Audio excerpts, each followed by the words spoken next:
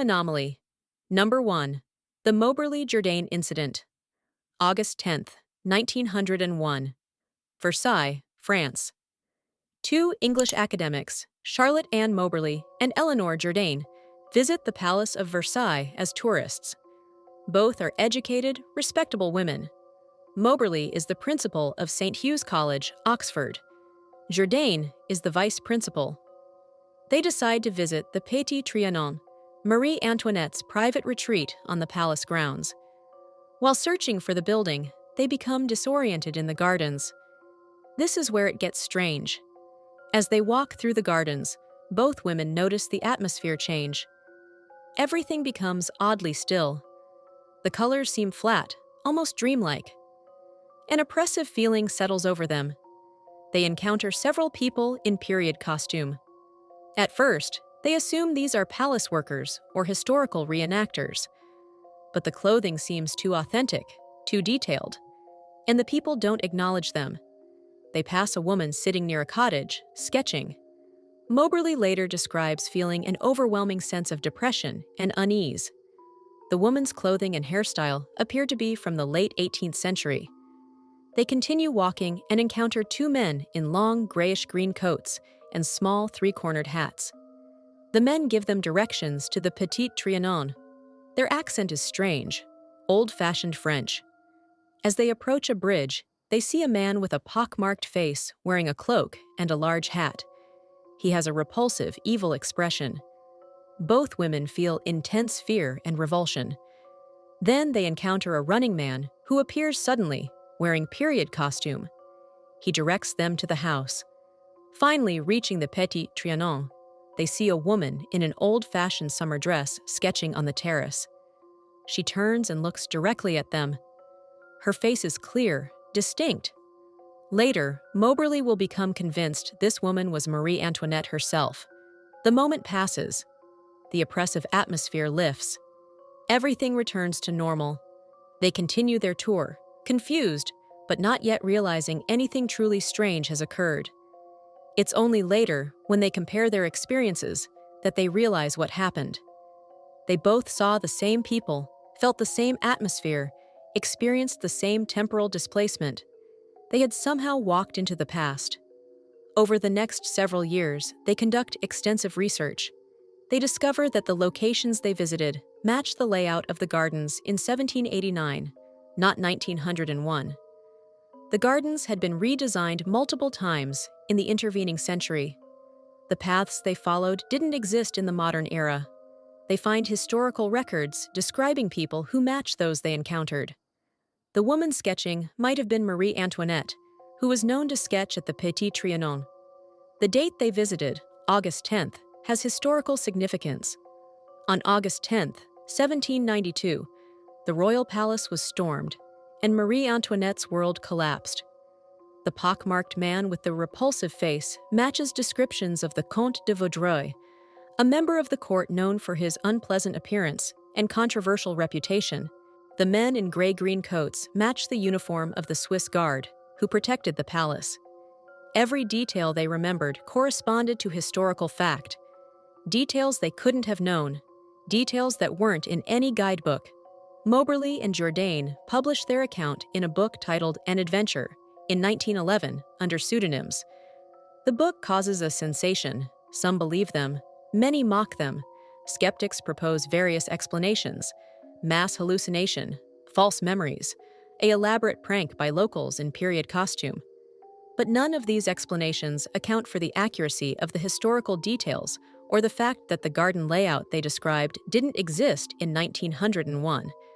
In 1937, a psychical researcher named Lucille Iremonger suggests they might have encountered a group of aristocrats staging a private historical tableau. But no records of such an event exist, and it doesn't explain why the garden paths matched the 18th century layout. Modern skeptics point to suggestion and folie à deux, shared delusion between two people, but both women maintained until their deaths that they experienced something real, something that cannot be explained. Here's what disturbs me most about this case. Multiple details they reported were historically accurate, but not publicly known in 1901. They described architectural features that had been demolished. They mentioned people whose appearances matched historical records but weren't in popular history books.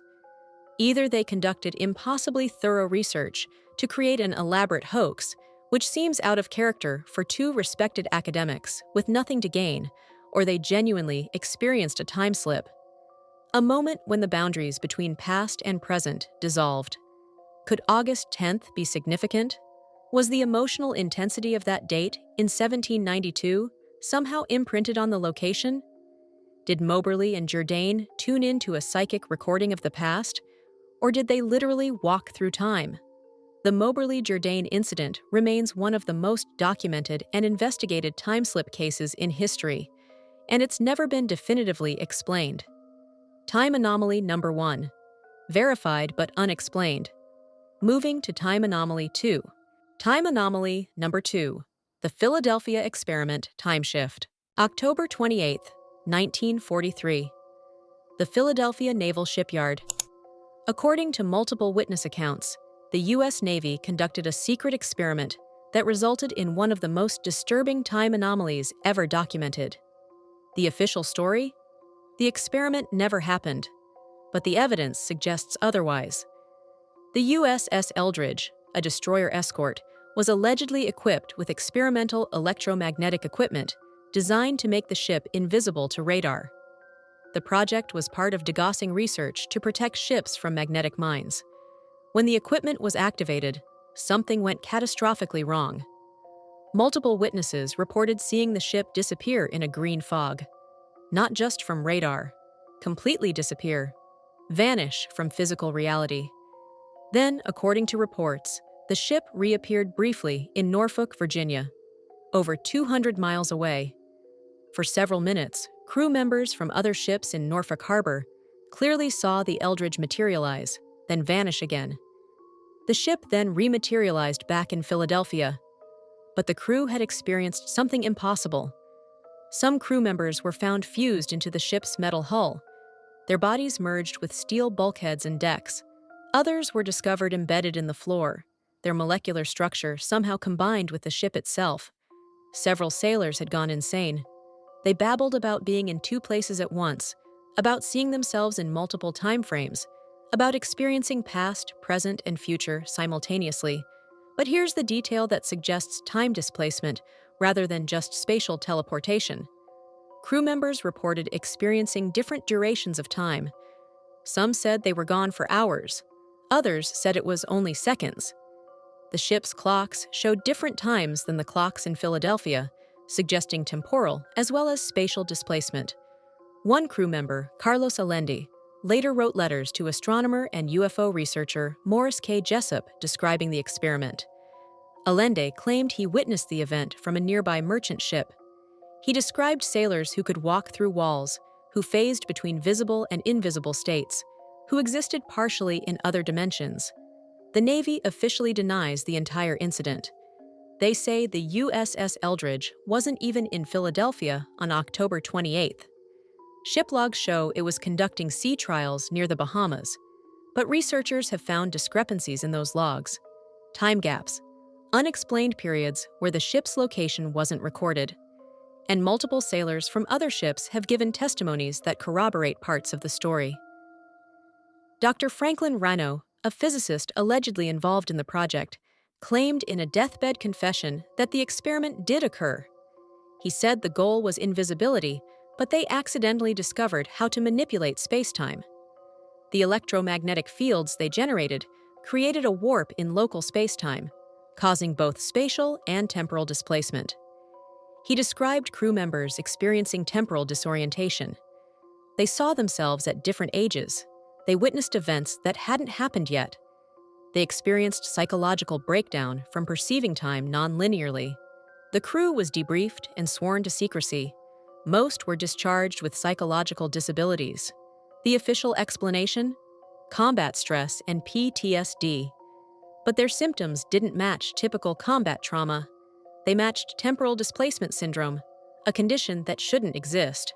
Skeptics point out that much of the Philadelphia experiment story comes from Carlos Allende, who had credibility issues. His letters contained scientific terminology mixed with incoherent rambling. He later recanted some claims, then recanted his recantation. But other witnesses have come forward. Sailors who served on nearby ships, naval personnel who heard rumors, scientists who claim they were approached about exotic physics projects during the war. And here's what the skeptics can't explain. Multiple witnesses, independent of Alendi, described seeing the Eldridge in Norfolk when Navy records place it elsewhere. They described a ship appearing and disappearing in green fog.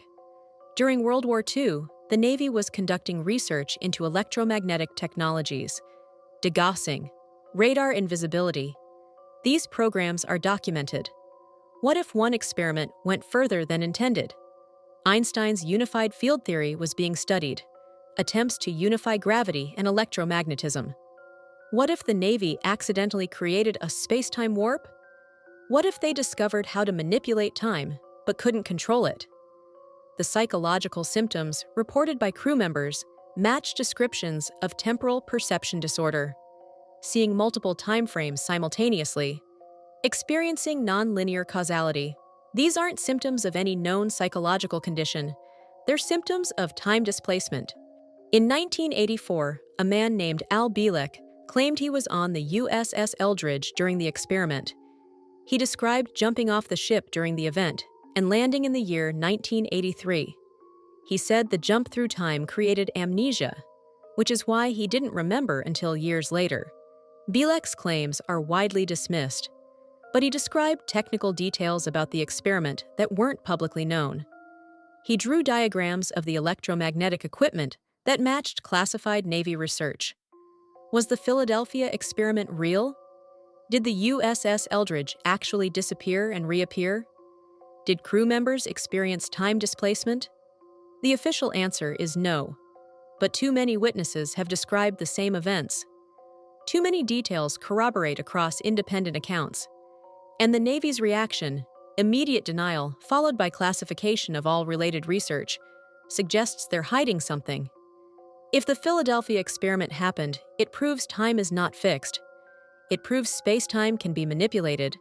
It proves humans accidentally discovered how to displace objects through time, even if we couldn't control it. And it suggests the government has known since 1943 that time travel is possible. Time anomaly number 2. Officially denied, but multiply witnessed. Moving to time anomaly 3. Time anomaly number 3. The Montauk Project time loop, 1971 to 1983. Camp Hero, Montauk, New York. An abandoned Air Force radar station on Long Island. According to multiple whistleblowers, this site became the location of the most extensive time manipulation experiments ever conducted. The Montauk Project allegedly continued the research begun in the Philadelphia experiment, but instead of accidental time displacement, this was deliberate, systematic, controlled. The goal? To create stable time portals, to send objects and people through time, to manipulate past and future. Preston Nichols, an electrical engineer who claims to have worked on the project, published detailed accounts in the 1990s. He described technology that could open windows into different time periods, equipment that could make these windows stable enough to send people through. According to Nichols, the project used advanced radio frequency technology combined with psychics to create temporal portals. They discovered that certain individuals with psychic abilities could, when amplified by electromagnetic equipment, literally open holes in space-time. The key was a chair, a mind amplification device that enhanced psychic abilities thousands of times. When a psychic sat in this chair and focused on a specific time period, the equipment would create a visible portal to that time. Nichols claims he personally witnessed portals opening to different eras: ancient Egypt, the year 6000 AD, alternate timelines where history unfolded differently. They sent people through, time travelers. Some came back, many didn't. But here's where it gets disturbing. The project allegedly discovered that time is not linear. Past, present, and future exist simultaneously, and by opening portals between them, they were creating loops. Causal paradoxes. In one experiment, they sent a man named Duncan Cameron back to 1943. His mission was to sabotage the Philadelphia experiment from the inside, to prevent it from happening. Think about that. The Montauk Project in 1983 sent someone back to prevent the Philadelphia experiment in 1943, which was the foundation for the Montauk Project's existence. A perfect temporal paradox. According to Nichols, when Duncan completed his mission and destroyed the equipment aboard the USS Eldridge, it created a 40-year time loop, a connection between 1943 and 1983. The two time periods became linked. Equipment activated in 1983 would affect events in 1943. Actions in 1943 would influence outcomes in 1983. Cause and effect became bidirectional. Project members experienced temporal confusion. They would remember events that hadn't happened yet. They would forget events that had already occurred. Their timeline kept shifting as the loop destabilized. In August 1983, the project allegedly reached its climax. A massive portal opened, but it couldn't be controlled. Things from other times started coming through. People from different eras, creatures that shouldn't exist. The portal was pulling objects from multiple timelines simultaneously. Duncan Cameron, operating the chair, was ordered to think of the most destructive thing possible to collapse the portal. He imagined a monster. The equipment manifested his thought into physical reality. A creature appeared and began destroying the facility. The base was evacuated. The project was shut down. The time loop was broken by destroying all the equipment, or so the story goes. Skeptics, and there are many, point out that Preston Nichols has no verifiable credentials. His claims are extraordinary and lack physical evidence. The Montauk facility exists, but it shows no signs of advanced technology. However, multiple people have come forward claiming to have been involved in the project. They describe similar technology, similar experiments, similar time anomalies. Their stories corroborate independently. Al Bielek, who claimed involvement in the Philadelphia experiment, also claims involvement in Montauk. He describes the time loop, the connection between the two projects, the temporal paradoxes. Stuart Swerdlow, another alleged project member, describes being used as a psychic test subject. He claims he was sent through portals to different time periods. He describes seeing the future, visiting the past, exploring alternate timelines. Why would multiple people fabricate the same elaborate story? What do they gain? Nichols and Bielek have written books, but they haven't become wealthy. They've been ridiculed and dismissed. Here's what disturbs me during this investigation. The technology they describe, mind amplification equipment, and radio frequency manipulation of spacetime, aligns with classified research that was actually conducted in the 1970s and 80s. Remote viewing programs, psychic espionage. The US government spent millions on these programs. They're documented, declassified. What if some projects went further? What if they discovered that psychic abilities could be used not just to view distant locations, but to manipulate spacetime itself? The Montauk facility has a strange reputation locally. People report unusual phenomena: time distortions, electronics malfunctioning, missing time experiences, sightings of things that shouldn't exist. Is it residual effects from experiments? Or is it just the power of suggestion feeding urban legends? Camp Hero is now a state park. The buildings are sealed. Access to certain areas is restricted. Why? If nothing happened there, why the secrecy? The Montauk Project might be fiction, an elaborate hoax created by a small group of conspiracy theorists. But if even a fraction of it is true, it means the US government successfully created controllable time portals in the 1980s. And it means they discovered that manipulating time creates paradoxes that threaten reality itself. Time anomaly number 3. Extensively documented but officially denied. Moving to time anomaly 4. Time anomaly number 4. The Rudolph Fentz Time Traveler, June 1950. Times Square, New York City. 11:15 p.m. A man steps into traffic on a busy street and is immediately struck and killed by a taxi. A tragic accident, nothing unusual. Except when police identify the body, they discover something impossible. The man carries no identification. But his clothing is strange, not modern. A Victorian-era outfit consisting of a frock coat, button shoes, and a tall hat. At first, police assume he's an actor or someone leaving a costume party. Then they examine his belongings. In his pockets, they find $70 in old currency, bills that haven't been in circulation for decades, copper coins, a brass token for a beer at a tavern that closed in 1896, a letter addressed to Rudolph Fentz, postmarked June 1876, business cards identifying him as Rudolph Fentz, with an address on Fifth Avenue that no longer exists, no wallet, no modern identification, nothing from the 20th century. The investigation deepens. Police search for anyone named Rudolph Fentz. They find records of a Rudolph Fentz Jr., whose father disappeared without a trace in 1876 at age 29. The missing man's description matches the accident victim. Same height, same build, same distinctive features. According to family accounts, Rudolph Fentz Sr. left his house for a walk one evening in June 1876 and never returned. No trace of him was ever found. It was assumed he was murdered or suffered an accident. 74 years later, a man matching his description appears in Times Square wearing 1876 clothing, carrying 1876 money and identification, and is killed immediately upon arrival. The implication is staggering. Rudolph Fentz somehow walked from 1876 directly into 1950. No aging, no awareness of the time passage, as if he took one step and crossed 74 years in an instant. Police investigate whether this is an elaborate prank, but the currency is authentic old money, not reproductions. The clothing shows genuine age and wear consistent with 1870s manufacturing. The letter's postmark is real.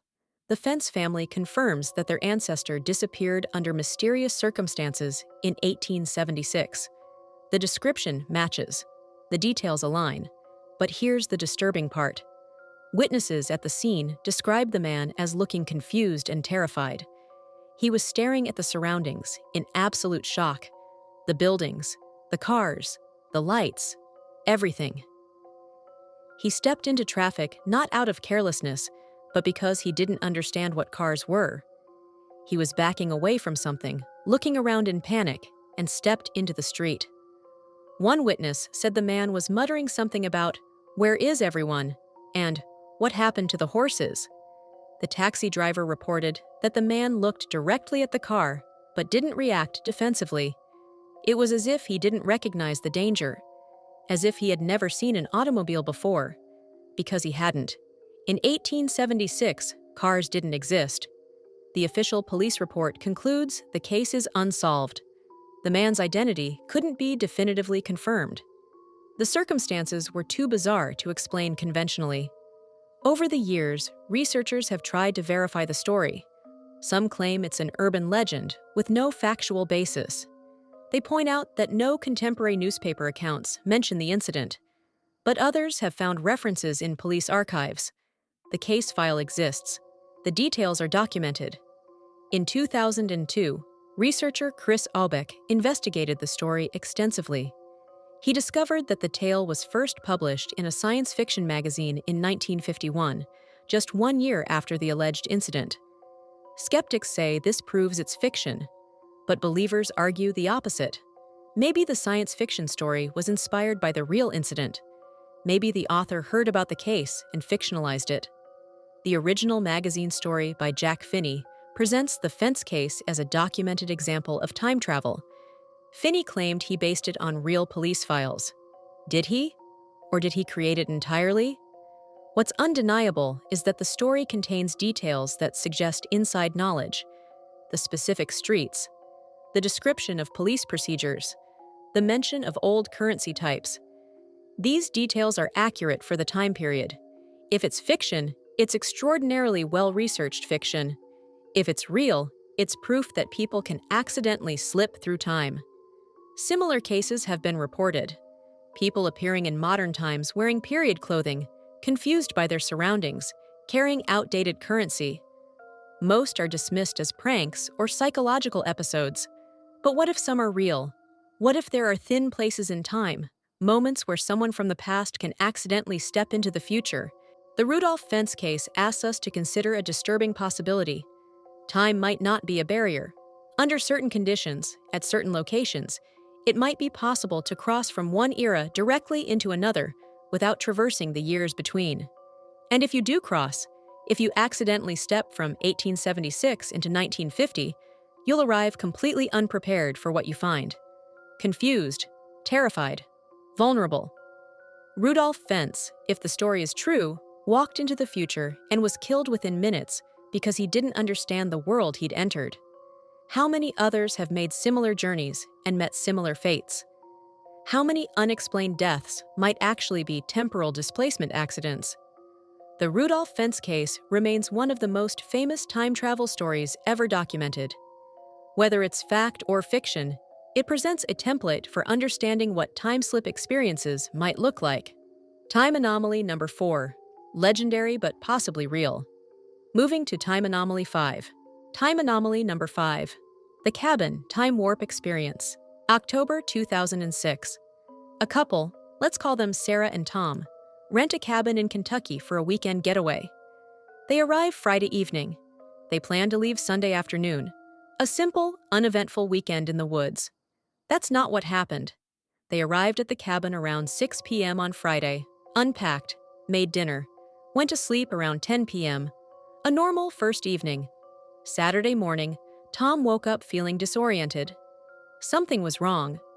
The light coming through the windows looked strange. Too bright. Too direct. The angle was wrong for morning light. He checked his watch. 8:30 a.m. But it felt later. Much later. Sarah woke up with the same sense of wrongness. They both felt like they'd been asleep for much longer than 8 hours. Their bodies ached as if they'd been in bed for days. They went outside. The forest looked different. The leaves on the trees had changed color. On Friday, the trees were showing early autumn colors, mostly green with hints of yellow. Now, the entire forest was deep orange and red. Full autumn. Tom commented on it. Sarah noticed too, but they rationalized it. Maybe they just weren't paying attention when they arrived. Maybe the lighting was different. They spent Saturday hiking, reading, relaxing. Normal activities.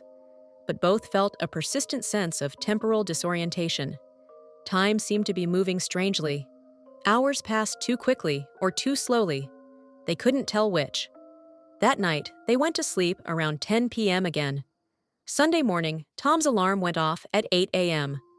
But when he looked at his phone, the date showed Monday. Not Sunday. Monday, October 16th. They'd lost a day, an entire day.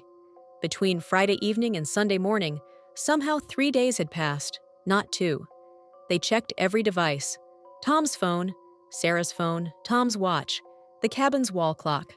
All showed the same date. Monday. They called the rental company, confused, apologetic, saying they must have made a mistake with their booking. They thought they'd rented Friday to Sunday, but apparently they'd booked through Monday. The rental company confirmed. They'd booked Friday, October 13th through Monday, October 16th. 3 nights. But Tom and Sarah only remembered 2 nights. Friday to Saturday, Saturday to Sunday. Sunday never happened. An entire day was missing from their memory. They checked their phones for photos. On Saturday, they'd taken several pictures while hiking. The timestamps showed Saturday, October 14th. Normal. But they also had photos timestamped Sunday, October 15th. Photos they don't remember taking.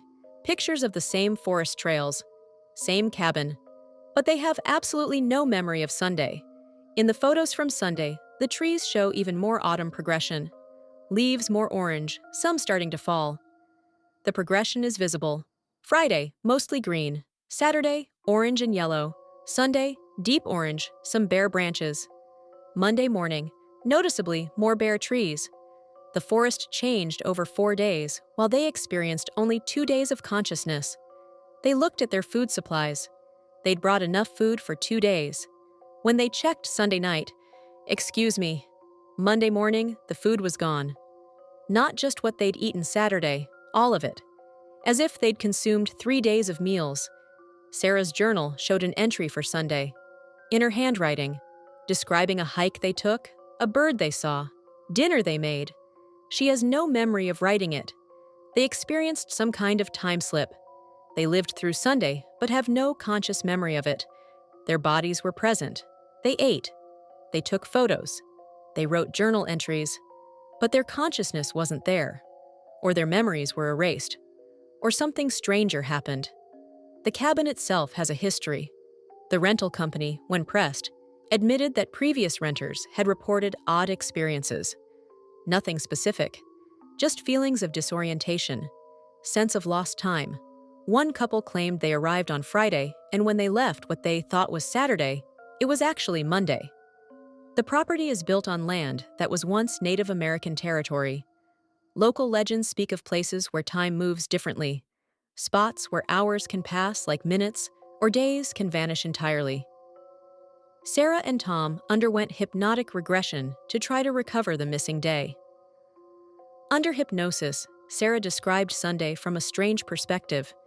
She watched herself moving through the day, but she wasn't controlling her body. It was like watching someone else who happened to look like her. Tom's hypnosis session revealed similar experiences. He observed Sunday from outside himself. He saw himself hiking, eating, existing, but he wasn't present in his own body. One explanation: dissociative fugue state, a rare psychological condition where someone loses conscious awareness but continues to function. But both of them simultaneously? For exactly 24 hours? That's never been documented. The missing time anomaly is well known in UFO research. Abduction experiencers report lost time, but Sarah and Tom saw no UFOs, no strange lights, no evidence of anything except the passage of time they can't account for. What if certain locations create temporal anomalies? Places where time flows at different rates? Where consciousness can become detached from physical existence? The cabin time warp suggests that we experience time subjectively. Our consciousness processes time, and under certain conditions, that processing can desync from physical reality. We can exist in time without being aware of it. Sarah and Tom never returned to that cabin. They refused to discuss the experience with most people, fearing ridicule. But they know what happened. They lost a day. Not metaphorically, literally. Time anomaly number 5. Experienced, documented, unexplained. Moving to time anomaly 6. Time anomaly number 6. The Kersey time slip, July 1996. Sundown, Colorado. A woman named Pam Owens is driving through the small town with her husband and their friend. They've driven through Kersey countless times. It's a familiar route, but this time, something impossible happens. As they drive down the main street, Pam notices the town looks different. The buildings are wrong. The street is unpaved, just dirt. The storefronts show old-fashioned signs with Victorian-era typography. She points this out to her husband. He sees it too. So does their friend in the back seat. All three of them are witnessing the same transformation. The people on the street are dressed in late 1800s clothing, women in long dresses, men in suits with vests and pocket watches, horse-drawn carriages instead of cars. They slow down, staring in confusion. The town has changed, or they've changed. Somehow, they're seeing Kersey as it existed over 100 years ago. Then they notice the people noticing them. The Victorian-era townsfolk are staring at their car in shock and fear.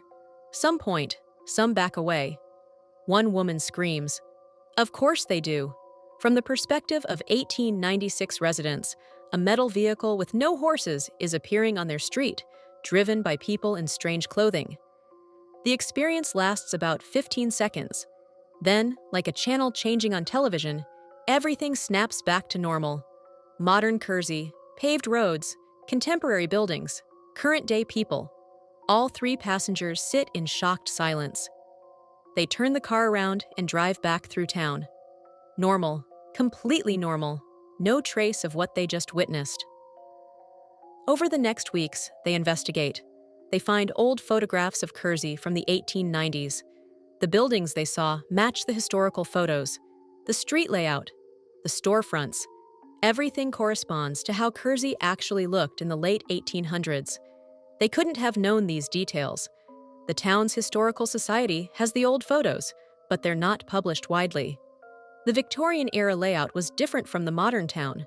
Streets were in different locations, yet all three passengers described the same scene. The same buildings, the same details, all accurate to the 1896 period. How? Time-slip researchers suggest that Pam, her husband, and their friend experienced a momentary overlap of timelines. For 15 seconds, they existed in both 1996 and 1896 simultaneously. Or perhaps their consciousness briefly tuned into a residual recording of the past. Psychic imprint theory suggests that significant locations can retain impressions of their history.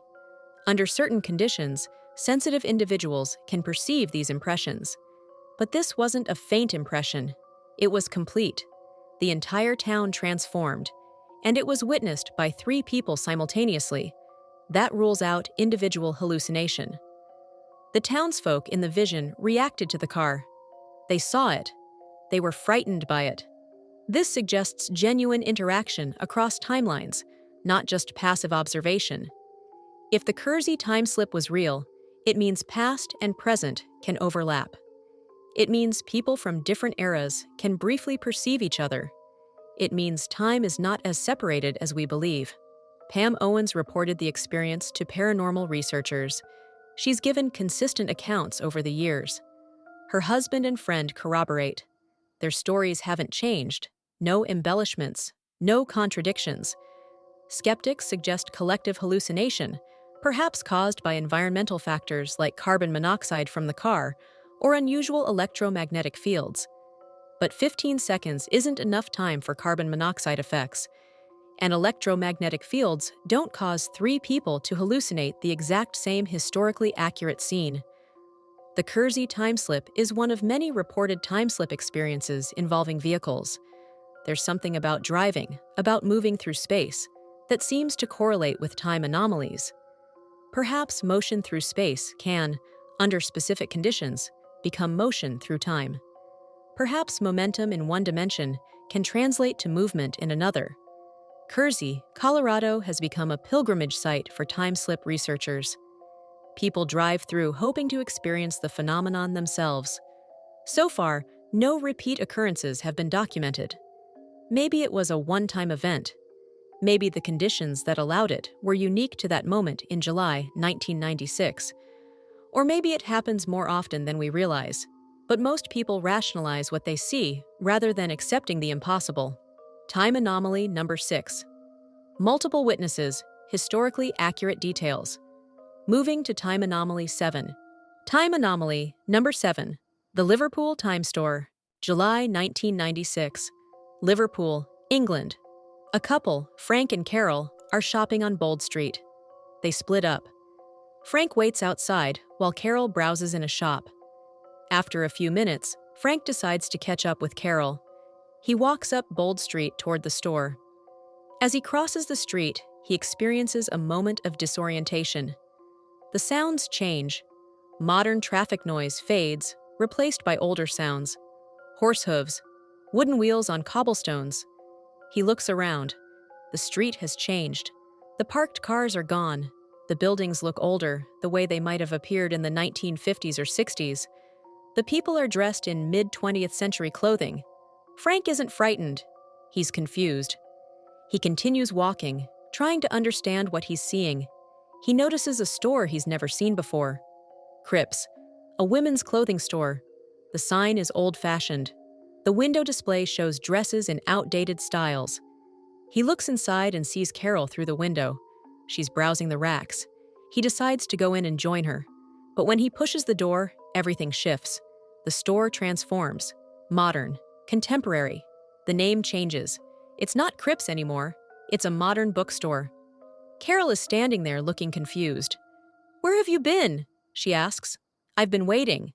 Frank describes what he just saw. Carol looks at him strangely. She says she's been in this bookstore the whole time. She never saw a store called Cripps. But here's the crucial detail. When they investigate, they discover that a store called Cripps did exist on Bold Street. It closed in the 1950s. The location is exactly where Frank saw it. Frank describes the store in detail. The layout, the window displays, the merchandise. Everything matches descriptions and photographs from the 1950s.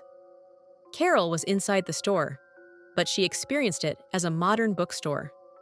Frank, outside, saw it as crypts. When he entered, the timeline synced up, and he returned to the present. This suggests time anomalies can be localized. One person standing on the street can be in a different time than someone inside a building. The temporal boundary is physical, not universal. Other witnesses on Bold Street that day reported similar experiences. A man saw a van with outdated branding. A woman saw people in old-fashioned clothing who then vanished. Bold Street has a reputation for time slips. Multiple incidents have been reported over the years. It might be a thin place where past and present overlap frequently. Researchers have investigated the area. Some claim electromagnetic anomalies. Others suggest the street is built over ancient ley lines or geological formations that affect perception. Skeptics dismiss it as urban legend and confirmation bias. But Frank's experience was witnessed. Carol saw him acting strangely, saw him enter the store from seemingly nowhere. Other shoppers noticed him appearing suddenly, looking disoriented. Time slips in urban environments are particularly well documented. Cities have layers of history. Buildings are demolished and rebuilt. Streets are repaved and redesigned. Perhaps all those layers exist simultaneously, and occasionally someone perceives the wrong layer. The Liverpool Time Store incident is significant because it shows temporal displacement can be brief, localized, and non-threatening. Frank wasn't harmed. He wasn't traumatized. He simply walked through a moment where past and present overlapped, then returned to normal. This suggests time anomalies might be more common than we realize. Most people who experience brief temporal displacement probably rationalize it. They dismiss what they saw as imagination or trick of light. Only when someone like Frank investigates and finds historical proof do we recognize the experience as genuine. How many times have you seen something that looked out of place, out of time, and dismissed it? How often do we experience minor time slips but refuse to acknowledge them? Time anomaly number 8, the Kronos effect. 1992. Dr. Richard Wiseman, a psychologist studying temporal perception, conducts an experiment with 20 volunteers. The goal is to measure how accurately people estimate time passage. Participants are placed in a sealed room with no clocks, no windows, no external time cues. They're told to estimate when 30 minutes have passed, based purely on their internal sense of time. Most participants estimate reasonably well. They're off by 5 to 10 minutes on average, within expected parameters for temporal perception. But 3 participants experience something impossible. Participant 7 estimates 30 minutes have passed. She signals to the researchers. When they check the actual time, only 8 minutes have elapsed. She experienced 8 minutes as 30 minutes. Her subjective time ran nearly 4 times faster than objective time. Participant 12 has the opposite problem. He estimates 30 minutes. Actual time, 2 hours and 45 minutes. He experienced nearly 3 hours as 30 minutes. His subjective time ran at 1/5 normal speed. Most disturbing is participant 19. She estimates 30 minutes have passed. She's correct, exactly 30 minutes. But when researchers check the equipment, they discover a malfunction. The clock monitoring the experiment stopped working precisely when participant 19 entered the room and started again when she left. During her 30-minute session, no time passed on the equipment. The backup clocks froze. The digital recorders stopped. Even the researchers' watches seemed to slow down while observing her. When they reviewed the video footage, it showed participant 19 moving at normal speed inside the room. But the timestamp on the video shows it as one continuous frame. No progression. As if 30 minutes of activity occurred in 0 seconds of recorded time. Dr. Wiseman couldn't explain it. He repeated the experiment with the same participants. Normal results. The anomalies didn't recur, but those 3 initial sessions suggest something extraordinary. Under certain conditions, with certain individuals, subjective time can become decoupled from objective time. the mind's experience of duration can diverge radically from actual duration. This is called the Chronos effect, named after the Greek god of time. Subsequent research has found occasional instances of similar temporal distortion. High-stress situations where people report time slowing down. Emergency scenarios where seconds seem like minutes. Creative flow states where hours pass like moments. But those are subjective experiences. The Chronos effect showed objective proof. Equipment malfunctioned. Recording devices stopped. The divergence between subjective and objective time was measured and verified. What causes it? Some researchers suggest temporal perception is neurological. The brain constructs the sense of time. Under stress or unique brain states, that construction can become distorted. But that doesn't explain participant 19's effect on equipment. Her presence literally stopped clocks. That's not neurological. That's physical time manipulation. Quantum physics offers a possible explanation. Time dilation effects occur at high speeds or in strong gravitational fields. An observer moving near light speed experiences time slower than a stationary observer. Could human consciousness, under specific conditions, generate localized time dilation?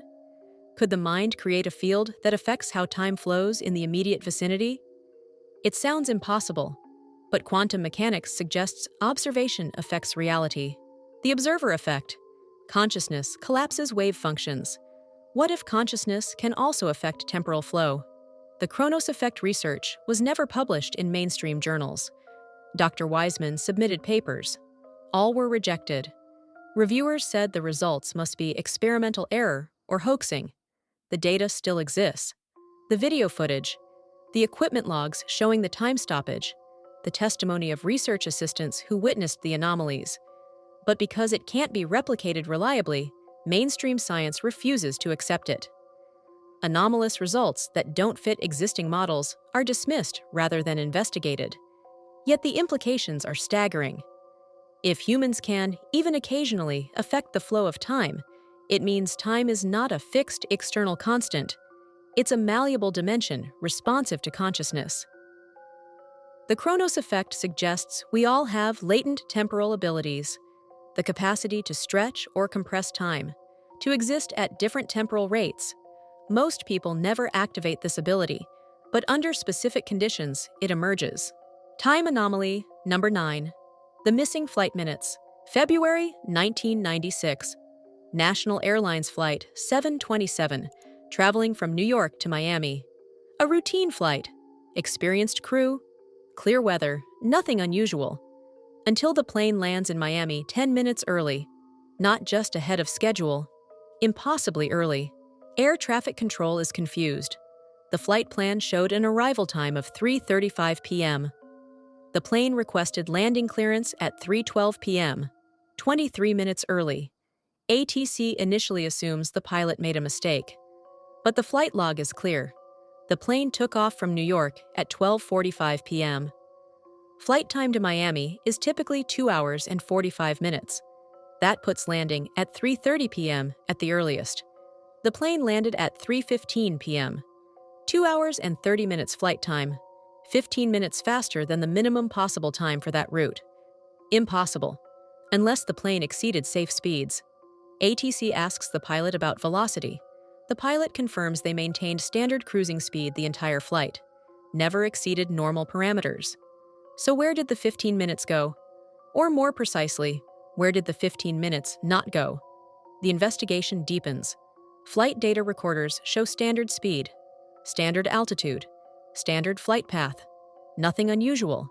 The plane flew exactly as it should have. But according to the timestamps, the flight took 15 minutes less than physically possible. Passengers didn't notice anything strange. No turbulence, no unusual maneuvers. A normal, slightly boring flight. Crew members were interviewed. They all confirmed the flight felt normal. Duration seemed typical. But when they checked their watches upon landing, they were confused. Several crew members thought the airport clocks were wrong. The pilot, Captain John Peterson, reported one odd detail. At approximately 2 p.m., about an hour into the flight, he noticed a strange fog surround the aircraft. Not normal clouds. a gray fog that seemed to envelope the plane completely. Visibility didn't decrease, they could still see, but the quality of light changed. Everything looked flat, colorless. The fog lasted about 30 seconds, then dissipated. Peterson didn't think much of it at the time. Unusual weather, but not dangerous. He didn't report it because nothing else seemed wrong. But when researchers examined the timeline, they found something interesting. The missing time corresponds exactly to the period when the plane entered the fog. If you remove 30 seconds of fog encounter from the flight time calculation, everything else matches perfectly. Except 30 seconds of fog doesn't account for 15 missing minutes. Unless time inside the fog moved differently. Unless the plane experienced 30 seconds while 15 minutes passed outside. This is time dilation, predicted by relativity theory but occurring at speeds far below what should trigger the effect. National airlines quietly investigated. They found no mechanical explanation, no navigation errors, no weather phenomena that explained the time discrepancy. They considered that the airport clocks were wrong, but ATC synchronized with atomic clocks. The time was accurate. Other flights that day showed normal times. Only Flight 727 experienced the anomaly. Similar incidents have been reported over the years. Flights arriving impossibly early or late with no explanation. Time gaps that don't match flight data. In 1970, an Eastern Airlines flight reportedly experienced a time distortion in the Bermuda Triangle region. The plane encountered a spiral-shaped cloud formation. Upon emerging, they'd traveled 90 miles in 3 minutes. Impossible speed. In 2008, a private jet flying over the Atlantic experienced a time skip. The pilot reported 6 minutes of missing time. Flight data showed a gap. The plane was in one location, then suddenly 6 minutes ahead, spatially, with no record of the intervening travel time. Aviation authorities don't publicize these incidents. They're classified as navigational anomalies. But the data exists. Flights that experience impossible time compression or dilation. What causes it? Some researchers point to atmospheric phenomena, exotic weather conditions that affect time flow. Others suggest magnetic anomalies or localized gravitational variations. A more exotic explanation involves Einstein-Rosen bridges, wormholes, brief, naturally occurring shortcuts through space-time. If a plane accidentally flies through a micro-wormhole, it could traverse distance without traversing time at normal rates. The pilot and passengers wouldn't notice. From inside the plane, everything feels normal. But outside observers see the plane arrive earlier or later than expected. The missing flight minutes phenomenon suggests that Earth's atmosphere might contain natural time anomalies, regions where time flows differently. Pilots who encounter these regions experience temporal displacement without realizing it. Commercial airlines have protocols for dealing with unexplained time discrepancies. They're instructed to report, but not publicize. The FAA investigates quietly, then classifies the incidents to avoid public concern. Because if passengers knew that some flights experience temporal anomalies, that time can compress or expand during flight, would anyone feel safe flying? Time anomaly number 10, the déjà vu loop. Everyone experiences déjà vu, that eerie feeling of having lived a moment before. Most people dismiss it as a brain glitch, a memory malfunction. 2012. A woman named Jennifer experiences intense déjà vu during a family vacation in Paris. She's never been to Paris before, but walking through a specific neighborhood, she knows what's around every corner before she sees it. She predicts a blue door. There it is. She describes a bakery with yellow awnings. Exactly as she described. She tells her family that around the next corner, there will be a man with a violin and a small dog. They turn the corner. Man, violin, dog. Her family is amazed. How does she know? Jennifer is disturbed. She's certain she's been here before, but she hasn't. She's never left the United States until this trip. That night, she has vivid dreams. She's in Paris again, walking the same streets. But in the dream, she's older. Her children are with her, but they're adults, not teenagers. Over the next 3 days, every location they visit, Jennifer has been there before. In her dreams, in her visions, in some other timeline. On the final day, walking through a museum, Jennifer stops. She turns to her husband and says, "Something terrible is about to happen. We need to leave, now." He asks why. She can't explain, she just knows. A feeling of dread. A certainty that if they stay, something catastrophic will occur. They leave the museum. 30 minutes later, an electrical fire breaks out in the museum's basement. Major smoke damage, multiple injuries from smoke inhalation. If they'd stayed, they would have been trapped. Jennifer knew. She saw the future, or she remembered it, or she'd already lived it. This is the déjà vu loop theory. Time is not linear, it loops. We live our lives multiple times, with slight variations each iteration. Déjà vu is the bleed-through. Memories from previous loops surfacing in the current loop. Physicist J. Richard Gott has proposed models where time forms closed loops, where cause and effect create circles rather than chains. In such a universe, you could literally relive your life, making different choices each time.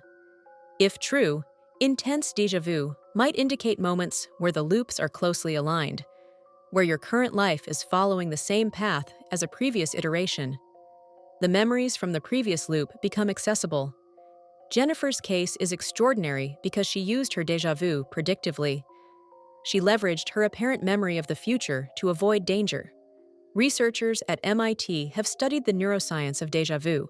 They've found that during intense déjà vu experiences, the brain shows unusual activity. The hippocampus, which processes memory, activates simultaneously with the prefrontal cortex, which handles prediction. It's as if the brain is remembering and predicting at the same time, accessing information about a future that's already happened. Can consciousness access the future? Quantum mechanics suggests time is bidirectional at the subatomic level. Particles can be influenced by future states. If consciousness has quantum properties, it might also be able to perceive future events. Jennifer's experience has been replicated in studies. People with strong déjà vu have successfully predicted immediate future events at rates above chance. Not perfectly, but significantly better than guessing. This suggests déjà vu isn't just a brain malfunction, it's a temporal phenomenon, a brief moment when consciousness touches other points in time. Conclusion: 10 time anomalies, 10 cracks in the timeline. The Moberly-Jourdain Incident showed us historical time slips. The Philadelphia experiment revealed forced temporal displacement. Montauk suggested controlled time manipulation. Rudolph Fentz demonstrated accidental time travel. The cabin time warp showed missing time. Kersey proved localized time overlaps. Liverpool revealed urban time pockets. The Chronos effect demonstrated subjective-objective time divergence. Missing flight minutes showed airborne temporal anomalies. And the déjà vu loop suggested we might be repeating time itself. Each case, taken alone, can be dismissed. Coincidence, misperception, hoax, psychological anomaly. But taken together, they form a pattern. Time is not the rigid, linear, universal constant we believe it is. Under certain conditions, at certain locations, with certain people, time becomes fluid. We can slip into the past. We can perceive the future. We can lose days or gain minutes. Time can flow at different rates for different observers. Consciousness can become detached from physical time. Physics tells us time is relative. Einstein proved it. Clocks run at different speeds depending on velocity and gravity. Time near a black hole moves slower than time on Earth. Time dilation is real. But these cases suggest time relativity goes further. It's not just physics, it's perception, it's consciousness, it's location. There are thin places where temporal boundaries dissolve. Why don't we experience this constantly? Perhaps we do, but we dismiss it. We rationalize. We forget. Our minds edit out the impossible to maintain consistency. Or perhaps time anomalies are rare. Brief moments when the universe glitches. Windows that open for seconds and then close. This is Detective Vera Nash, closing the case files on time itself. If time isn't constant, if past, present, and future can overlap, then everything we believe about causality, about free will, about the nature of existence, is questionable. What's your experience? Have you ever felt like you're living a moment you've already lived? Have you seen something that couldn't exist in your time? Have you experienced time moving strangely? Share your stories. Because the more we investigate, the more we find evidence that time is far stranger than we ever imagined. Until next time, keep questioning, keep investigating, and remember, the past might not be behind you. It might be right here, waiting for you to notice. Case closed.